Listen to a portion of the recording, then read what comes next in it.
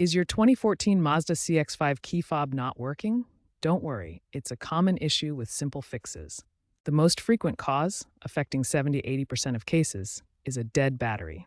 Open the fob using a small screwdriver and replace the CR2025 battery. If that doesn't work, reprogramming is the next step. Insert the key into the ignition, turn it to the on position without starting the engine, and press the lock-unlock buttons on the fob for 4 seconds.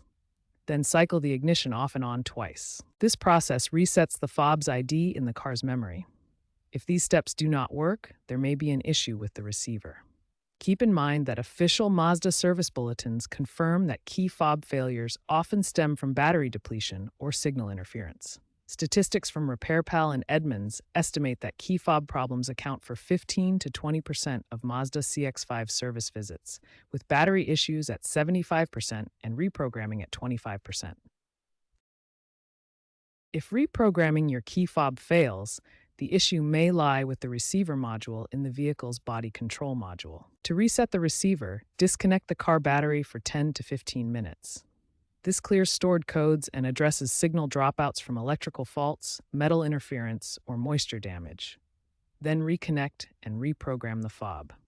The receiver module is part of the body control module, which manages various car systems, including key fob signals.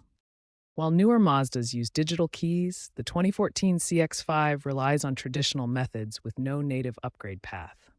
Future aftermarket adapters may allow Bluetooth-based integration, but for now, focus on proper maintenance.